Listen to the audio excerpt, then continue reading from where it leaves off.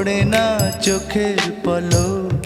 Cinema জগতে এমন কিছু নায়িকা আছেন যারা খুব অল্প সময়ে তাদের প্রতিভা দিয়ে ইন্ডাস্ট্রিতে নিজেদের দীর্ঘমেয়াদী ছাপ ফেলতে সক্ষম হয়েছেন। বাংলা চলচ্চিত্রেও এমন কিছু নায়িকার আবির্ভাব হয়েছিল যারা কালের স্রোতে হারিয়ে গেলেও তাদের সাময়িক পর্দার উপস্থিতি এখনও দর্শক মনে অম্লান। হঠাৎ আলোর ঝলকানি দিয়ে ধ্রুব তারা হয়ে ওঠা ঢালিউডের এসব নায়িকাদের কথা আজও স্মরণ করেন চলচ্চিত্রপ্রেমীরা। নিজেকে লোকচক্ষুর অন্তরালে রাখলেও আজও মানুষের অন্তরে বাস করা একজন নায়িকা হলেন হৃদয়ের আয়না সিনেমার নায়িকা জেবা। সিনেমা মহলে তাকে আয়না নামেই চেনেন অনেকে। 1997 সালে মুক্তিপ্রাপ্ত হৃদয়ের আয়না সিনেমাটিতে তখনকার হিট নায়ক রিয়াজের বিপরীতে অভিনয় করে নবাগত জেবা প্রশংসা কুড়িয়েছিলেন।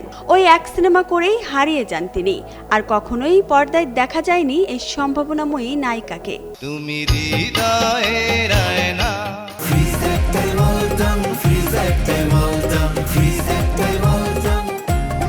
চিত্রনায়িকা রাভিনা যেন এক রহস্যের নাম। 1997 সালে মোহাম্মদ হান্নান পরিচালিত ব্লকবাস্টার সিনেমা প্রাণের চেয়ে প্রিয়তে রিয়াজের বিপরীতে অভিনয় করে নজর কেড়েছিলেন নবাগত রাভিনা।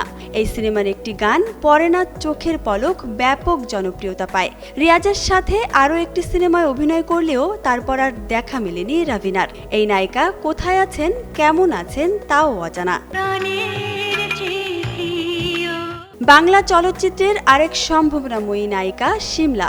প্রথম সিনেমায় ফুলি এবং শিমলা নামের দুটি চরিত্রে অভিনয় করে জিতে নিয়েছিলেন জাতীয় চলচ্চিত্র পুরস্কার, কিন্তু পরবর্তী সময়ে আর আলো ছড়াতে পারেননি এই নায়িকা। 1995 সালে আফজাল হোসেনের নির্দেশনায় একটি বিজ্ঞাপনে মডেল হিসেবে কাজ করার মধ্য দিয়ে মিডিয়ায় অভিষেক ঘটে চিত্রনায়িকা তামান্নার। বাপ্পারাজের বিপরীতে প্রথম ছবিতেই নজর কেড়েছিলেন এই নায়িকা। এরপর ভণ্ড সিনেমায় কুংফু হিরো রুবেলের বিপরীতে অভিনয় করে ব্যাপক জনপ্রিয়তা পান তিনি। তার অভিনীত শেষ সিনেমা 2013 সালে মুক্তি পাওয়া পাগল তোর জন্য রে। এরপর হঠাৎই দেশ ছেড়ে অভিনয় ছেড়ে সুইডেনে পাড়ি জমান এই নায়িকা। স্বামী নিয়ে স্থায়ীভাবে সেখানেই বসবাস করছেন তিনি।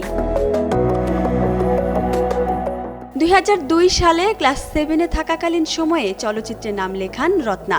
একই বছর কাজী হায়াত পরিচালিত ইতিহাস ছবিতে কাজী মারুফের বিপরীতে অভিনয় করে সবার নজরে আসেন এই নায়িকা।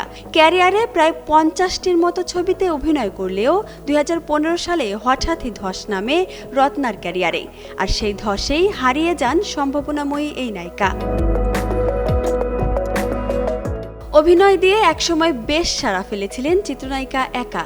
প্রয়াত চিত্রনায়ক মান্নার সাথে তার জুটি বেশ সাড়া ফেলেছিল দর্শক মহলে, কিন্তু নায়ক মান্না মারা যাওয়ার পর একাধিক নায়কের সঙ্গে অভিনয় করলেও নিজেকে আর সেভাবে মেলে ধরতে পারেননি একা।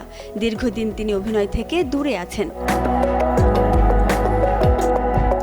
এক বা একাধিক সিনেমা দিয়ে পর্দায় আসা এসব নায়িকা সময়ের সঙ্গে নিজেদের আড়াল করে নিলেও তাদের কাজ আজও বাংলা সিনেমার দর্শক মনে করিয়ে দেয় তাদের প্রিয় মুখকে।